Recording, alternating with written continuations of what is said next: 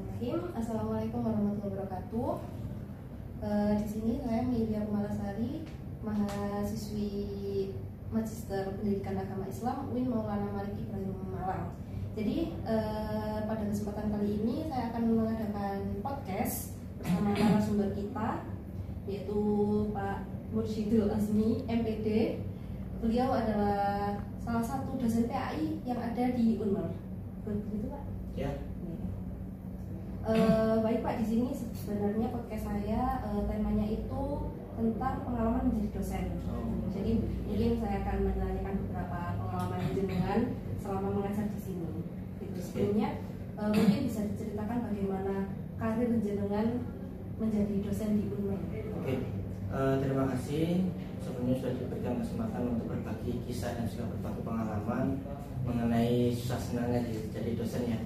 Jadi ketika awal mula kita menjadi dosen itu bukan semata-mata langsung tiba-tiba mengajar, tapi dalam hal ini saya dulu mulai karir ini itu diawali dengan mengajar dari tingkat SMA dulu, dari tahun 2014 sampai 2018. Setelah itu saya jadikan sebagai bahan untuk pembelajaran kita sebelum kita mengajar di jenjang lebih tinggi. Setelah saya lulus S2, baru saya mengetahui bagaimana cara kita untuk mengajar dan juga memberikan metode yang pas untuk pendidikan yang rata-rata umurnya sudah di atas 20 tahun. Ada juga mahasiswa saya yang umurnya 40 tahun, Mbak. Ada juga 35 tahun. Jadi mau bagaimanapun kita harus bisa menyusun bagaimana metode yang tepat yang digunakan untuk mengajar orang tua. Nah, metode tersebut bisa terrealisasikan dengan baik itu karena pengalaman yang cukup. Jadi sebelum kita punya karir yang melejit, tapi kita juga harus punya pengalaman yang cukup, kayak kita mengajar SMA, mengajar di pesantren, terus mengajar di jenjang yang lain dan sebagainya. Itu adalah awal mula kita belajar mengajar sebagai guru atau dosen PAI di sini. Jadi kita tidak bisa meninggalkan pengalaman-pengalaman dulu. Karena pengalaman di sini nanti itu akan menentukan bagaimana kita dapat menggiring pikiran mahasiswa yang sudah beranjak dewasa. Kalau kita cuma menggunakan metode kayak anak SMA ya, nanti kita tidak bisa berkembang untuk kita dan juga mahasiswa kita. Mungkin demikian yang bisa saya sampaikan seperti itu. Dalam mengajar jenengan di dalam kelas, mungkin mestinya kan ada beberapa tantangan gitu.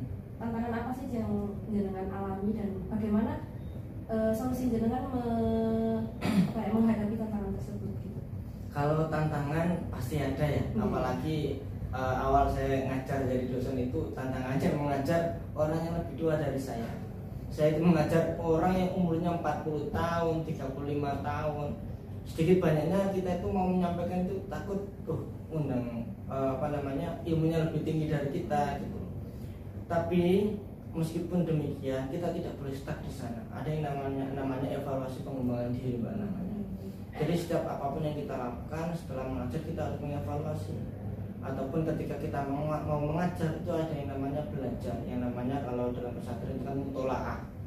Jadi apa yang kita mau sampaikan kita cek keabsahannya, kita cek kevalidan data ilmu kita, sehingga apa yang kita sampaikan nanti semisal kalau menjaga nih ya ada orang yang lebih pintar dari kita, kita sudah punya data untuk kita tunjukkan.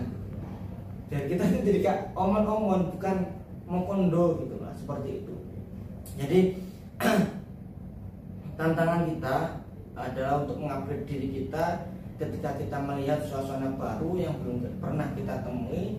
Tiba-tiba kita disuruh mengajar orang yang lebih tua dari kita, mau nggak mau kita harus lebih upgrade, lebih membuka wawasan, lebih open minded, minimal untuk minimal untuk melengkapi sesuatu yang tidak ada dalam diri kita di dalam orang tersebut, seperti itu. Itu tantangan dari saya pertama kali mengajar umur 40 tahun. Kita grogi jelas. Kita kadang mengajar umur yang 30 tahun sudah kayak apa ya? Ya kayak deg-deg gitu loh, Pak.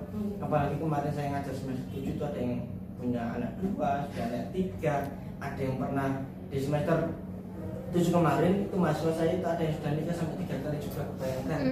Terus gimana saya jadi dosen muda mengajar emak-emak yang bawa anak sedang kuliah. Ada yang bawa anak juga. saya bolehkan, ya nggak apa-apa, dia single parent. Ada juga janda juga ada, tapi ya nggak apa-apa, yang penting kita belajar kayak kontrak belajar kita terpenuhi, nggak apa-apa, kita fans saja seperti itu.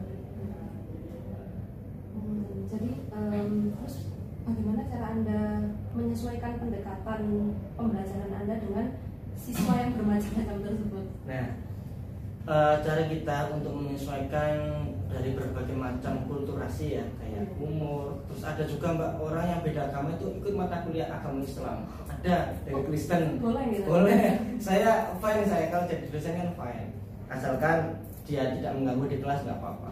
Nah, untuk menyesuaikan dengan kondisi tersebut Mbak, sebelum mengajar dulu itu ada yang namanya tim teaching. Tim teaching itu kita diajak oleh dosen senior sebelum kita di bahasa Jawa diculkan itu apa ya? Dilepas secara mandiri. Kita diajak sama dosen tadi yang tergantung dengan tim teaching tadi untuk diajak ke kelas untuk dibarengi. Nanti diajari gimana cara mengajar oleh orang yang lebih tua, gimana nanti menyesuaikan dengan metodenya, gimana tadi nanti membagi dengan kontrak perkuliahan sampai nanti UAS atau selesai dari semester tadi. Jadi dalam penyusunan tersebut ada yang namanya tadi kayak tim teaching ataupun persiapan mengajar sebelum kita real mengajar seperti itu. Ada pembinaan dari dosen senior, ada juga yang namanya kalau kami di dosen agama Islam senior kami adalah Prof. Kaswi. Selain kami dapat pembinaan dari psikologi karena satuan kerja kami di psikologi, kami juga dapat pengarahan dan kami juga dapat pembinaan dari Ketua Forum Agama Islam yaitu Prof. Dr. Kaswi Saiban sebagai mentor utama dosen PAI. Jadi nanti kalau semester ada apa-apa di jalan kita sudah bisa komunikasi. Nah, selain itu biasanya kalau dosen PAI di sini Mbak itu 1 minggu ada rapat yang namanya rapat internal.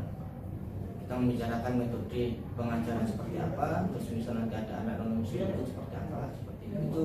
Cara-cara kita menyesuaikan, dan juga merancang bagaimana kegiatan belajar mengajar kita itu bisa sendiri.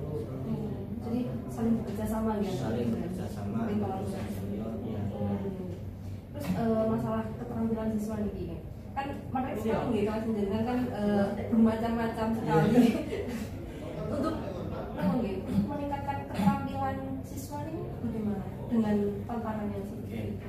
Biasanya Mbak, kalau metode yang saya gunakan, yang pertama ketika saya mengajarkan PPT itu bukan teks yang saya tampilkan, tapi langsung studi kasus. Saya tampilkan gambar, contohnya kalau kita membahas mengenai akal dan pekerja ya, kayak batas mutu. Nanti yang saya tampilkan Mbak itu nanti nominasi-nominasi yang menyebutkan angka kredit pengangguran di Indonesia. Apalagi sekarang pemerintah itu menginformasikan ke kita Gen Z ada 10 juta pengangguran. Itu saya tunjukkan datanya. Jadi mereka itu termotivasi gitu loh. Oh ternyata di tahun 2024 ini sudah tercatat 10 juta, terus bagaimana ketika kita lulus? Nanti kreditnya naik atau tidak? Setelah itu nanti saya tunjukkan gambar orang tua susahnya bekerja, kayak kehujanan, jadi kuli, dorong gerobak, itu saya tampilkan semua. Yang paling parah saya tampilkan itu orang yang mencari lowongan pekerjaan itu berjejer-jejer banyak Pak. Kayak kemarin yang lagi viral ya, outlet sebelah yang rekrutmen itu banyak sekali yang cuma sebelah Pak. Bayangkan ya, seperti itu yang saya tunjukkan. Jadi saya itu mencoba untuk memasukkan cara berpikir saya ke mereka. Apalagi kalau saya kan mengajar semester 1, semester 2 kan lebih mudah dibentuk. Artinya semester awal ini belum terkena pergaulan bebas atau apa, belum ya, meskipun ada yang terkena tapi kan nggak terlalu banyak, masih bisa dipengaruhi.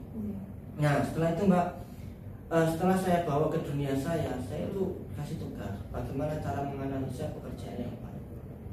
Kalau di dosen PAI Mbak, materi yang kita sampaikan nggak terlalu berat. Kalau semester 2 itu kayak akal terhadap ibadah, akal terhadap guru, akal terhadap pekerja, akal terhadap perjodohan. Artinya yang kita kedepankan di semester 2 itu adalah praktik akhlaknya. Kalau di semester 1 kita cuma mengajar tentang teori seperti pembentukan alam semesta, teori penciptaan manusia, teori-teori berhubungan dengan lingkungan, cuma sekedar teori. Tapi praktiknya ada di semester 2, kita lebih dalamkan lagi mengenai materi tentang akhlak. Apalagi kita kan di kampus multikulturalnya, kampus yang ada non Muslim, Hindu, Buddha, Kristen dan sebagainya. Kalau kita tidak menekankan mengenai akhlak, maka nanti takutnya anak-anak bisa belok dalam pergaulan seperti itu. Sangat unik. Sangat unik dan berat ya. Berat tantangannya itu ya. Iya. Menurut saya itu ada yang Kristen, Hindu, Buddha, Protestan. Ada juga ateis juga ada. Ada yang pernah masuk Islam keluar, masuk Kristen keluar. Terus intinya dia tidak percaya Tuhan. Dan alhamdulillah dia datang ke saya gara-gara sering ikut mata kuliah saya, dia minta syahadatkan saya. Nah, itu loh daya tarik Mbak, kalau kita bisa terbuka, bisa mengambil hati anak-anak itu, anak-anak bisa ikut kita itu tanpa kita meminta. Ya tentu kita juga tidak meninggalkan wirid, hizib, doanya para yai, apalagi kalau saya kan minimal 1 bulan sekali kan suara Bayu Masuki, minta doa, minta disebelum ngumpul, minta banyu, terus mijetin. Nah, itu barokah-barokah yang menjadikan kita dimudahkan oleh Allah.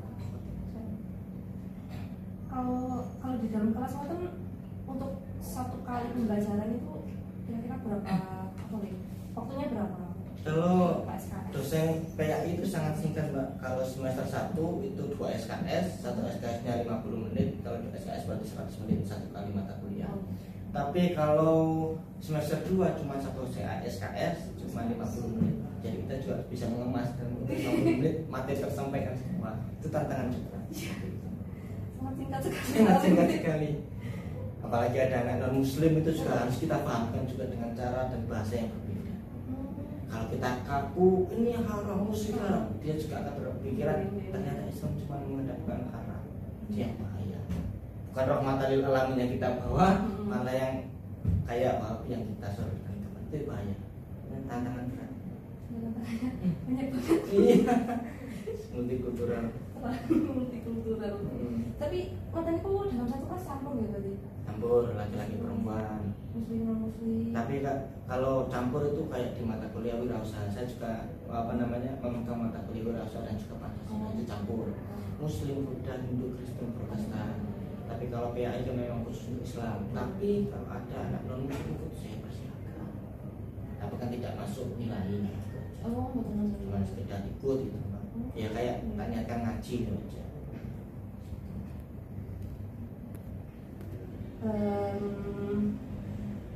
Mungkin dapat jenengan ceritakan juga momen dimana jenengan itu sangat bangga terhadap profesi jenengan gitu. Nah ini sangat bagus Mbak untuk diceritakan. Momen yang saya betul-betul bangga itu Mbak, ketika saya pulang ke rumah. Ke rumah? Iya. Bayangkan ya, wong duwe sok banget, ibu itu guru ngaji, bapak itu jadi kuliah, anak jadi dosen. Bagaimana kebahagiaannya orang tua punya anak jadi dosen, bagaimana keharumnya di masyarakat. Saya Mbak sampai viral di desa itu loh. Viral desanya itu ya senang jadi dosen gitu. Terus lagi kok sekarang apalagi anak-anak di desa saya itu kan S1 kan banyak yang nganggur. Jadi perbandingan. Makanya saya itu ketika pulang itu masa pulang gak banget. Nama saya itu terkenal gitu loh, dan keluarga saya itu yang sebenarnya biasa gara-gara punya anak dosen kan membawa martabat Pak. Jadi terhormat di desa gitu loh. Itu yang saya. Yang kedua, yang saya bangga sekali itu ketika saya disebut kiai saya di rumah ketika saya menikah. Kasumi jadi dosen Umar. Oh, ya Marzuki sing nyebut saya PW Jatim gak sopo sing bangga gak karu-karuan. Ya, Azumi jadi dosen Umar oleh bojo Hafidho juga. Alhamdulillah istri saya kan ada juga yang sekarang kerja di Tursina. Disebut itu Masya Allah, saya itu nangis. Padahal saya masuk ke sini juga dulu itu nggak tahu kamus Umar siapa, nggak tahu kamus Umar itu apa. Saya juga nggak pernah memasukkan lowongan di sini juga tahu. Anak dulu yang masukkan di sini tak Pak Yai. Oh, rekomendasi Pak Yai. Saya itu sudah boyong dari pondok loh Mbak. 3 bulan setelah boyong itu saya ditelepon sama Mas Kamil. Timbali ke Gase ke Malang. Saya masih ingat Selasa jam 8:30 saya ditelepon sama Mas Kamil. Rabu setelah subuh saya berangkat ke Lamongan ke Malang. Rabu langsung ngurus berkas, Kamis langsung diterima. Bayangkan, Wamin kayak itu layak tasik gitu loh. Terus kita pada disangka-sangka. Ya Allah. Saya tuh dulu boyong dari Gase itu nggak di sini Mbak. 3 kali saya boyong. Bilang apa ya enggak. Yang terakhir itu saya kata sama Pak Yai, gak usah untuk tak biaya S30 sampai lulus, gak usah boyong. Aku yo cengar-cengir ta, ya gak wani. Ngapunten badhe madam riyin. Semisal ya saya kok suka-suka aja bakal dibayar beasiswa, tapi kita kan suka bahwa ya hati dulu Mbak. Soalnya beliau dulu Mbak saya tinggal saya kan nggak sampai 2 tahun. Saya itu ikut dalam yang bagian setiap hari. Jadi setiap hari ngerewangnya bayi film di pinggir menjadi jam 11 malam sampai jam 4 subuh, jam 11 malam sampai jam 3. Kalau puasa itu ya jam 10 sampai jam 3. Bayangkan hitam begini. Makanya bayi itu sampai aku kabun ya. Iman ya soalnya. Saya kan enteng tangan itu Mbak. Kalau ditimbang kaki-kaki itu mau sesibuk apapun saya tinggal saya langsung ke dalam. Makanya bayi itu suara yang kuat aku Pak. Saya dikasih saran PKS Pak. Ya kayaknya hampir kita itu yo baru kaya. Padahal saya itu termasuk santri junior, belum sampai 2 tahun. Tapi saya sebelum mondok di Ngasih itu Mbak, 1 minggu sebelumnya kan di BNI Bayi. Saya belum kenal siapa beliau tahu. 1 minggu sebelum saya ke Ngasih, saya di BNI Brokan, ternyata ada isyarat saya disusun ke sana. Dan dilala ketika saya selesai ya Mas Andi saya bekerja sama Allah. Itu cerita singkat yang menjadikan saya bangga. Satu bangga di martabat keluarga, yang satu bangga sama apanya. Luar biasa. Sampai nggak bisa kenalan. Serius. Saking senangnya. Mungkin dengan bisa memberi kata-kata motivasi atau kata-kata kepada penonton sekalian untuk agar penonton termotivasi terus belajar atau bisa mungkin menjadi dosen, soalnya kan ini juga tugas dari matkul jurusan PAI ya. Kalau kata-kata penutup dari saya, mari ayo kita dekat dengan kiai Pak. Karena barokah itu bukan ditunggu tapi dijemput. Kita nggak tahu doa mana yang dikabulkan oleh Allah, dan kita juga nggak tahu doa mana yang diangkat oleh Allah sehingga Allah mengabulkan sesuatu yang tidak kita sangka. Sampai kayak tadi wasilahnya saya nggak tahu umur tiba-tiba Pak yang manggil saya. Kalau Allah nggak menggerakkan hatinya Pak, Allah pun nggak akan memberikan kesini. Karena sesuatu itu ada yang namanya sebab dan juga akibat. Jadi mbak-mbak, mas-mas yang ingin bergelut di bidang dosen, jangan lupa berbakti sama orang tua. Yang penting itu terus deketi orang alim, karena orang alim adalah lampu kita adalah kegelapan. Kalau kita nggak disinari dengan lampu ya, terus mana tujuan kita kan nggak tahu. Yang ketiga, silakan kalau yang di pondok yang ngabdi yang benar, jangan sampai ngerasani guru nih itu sing mari atau tengah hati ya. Seburuk apapun ya dilampahi sing api. Yang keempat, jangan lupa berdoa seperti itu, dan usaha yang keras dari relasi yang banyak, dan juga minta restu kiai, orang tua dan juga guru kita seperti itu. Mungkin itu yang bisa saya sampaikan. Terima kasih banyak Pak Azmi telah memotivasi kita dan telah meluangkan waktu untuk berbagi kisah dengan kita. Mungkin Niku mawon yang dapat saya sampaikan, yang dapat saya tanyakan.